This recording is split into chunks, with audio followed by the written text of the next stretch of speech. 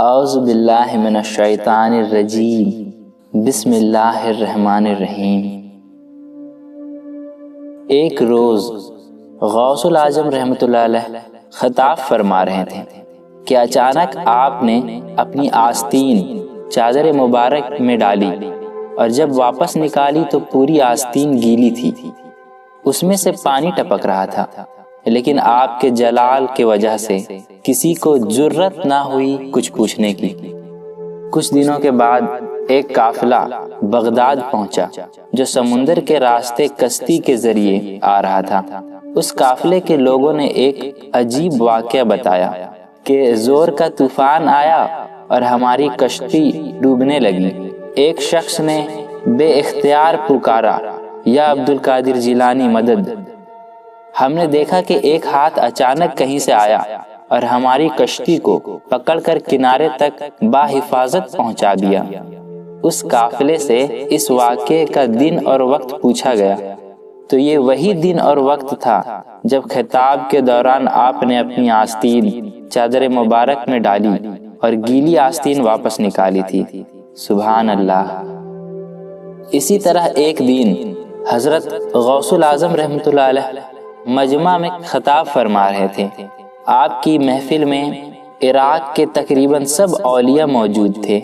آپ پر یکایک حالت کشف طاری ہوئی اور آپ نے ارشاد فرمایا، میرا یہ قدم تمام اولیاء کے گردن پر ہے۔ یہ اعلان سنتے ہی سب مشائخ نے اپنی گردنیں خم کر دی۔ کامل شیخ علی ابن ابو نصر البہکی بھی موجود تھے۔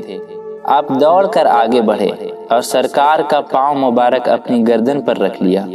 جہاں جہاں کوئی کتب، ابدال یا ولی تھا، سب نے حکم الہی سے غائبانہ طور پر یہ آواز سنی اور اپنی گردن جھکا لی۔ روایت ہے کہ تقریباً 313 اولیاء کرام نے یہ آواز سنی اور اپنی اپنی گردنیں جھکا لیے۔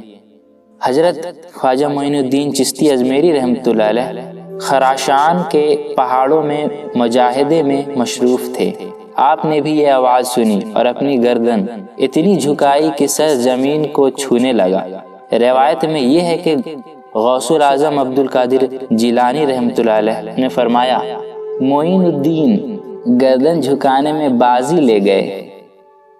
اصفہان کے ایک ولی شیخ صنعان علم و معرفت کے بہتے سمندر تھے۔ آپ سے کئی کرامات سرزد ہوئی تھی۔ آپ نے بھی یہ آواز سنی، لیکن غوث الاعظم کا مرتبہ پہچاننے سے قاصر رہ گئے اور گردن جھکانے سے اعتراض کیا۔ آپ کو اسی وقت محسوس ہوا کہ آپ کی ولایت اور سب قوتیں سلب ہو گئی، دامن خالی ہو گیا تو پریشانی نے پاؤں پکڑے۔ سارا ماجرا سمجھ آ گیا۔ جہاں تھے وہیں سے بغداد کی طرف دوڑ پڑے اور کئی دن کے سفر کر کے آپ کے آستانے پر پہنچے۔ واز جاری تھا۔ واز کے ختم ہوتے ہی آپ صفیں چیرتے ہوئے ممبر تک پہنچے اور آپ کے قدم سے لپٹ گئے۔ غوث الاعظم نے تھپکی دی اور پوچھا، کون ہو؟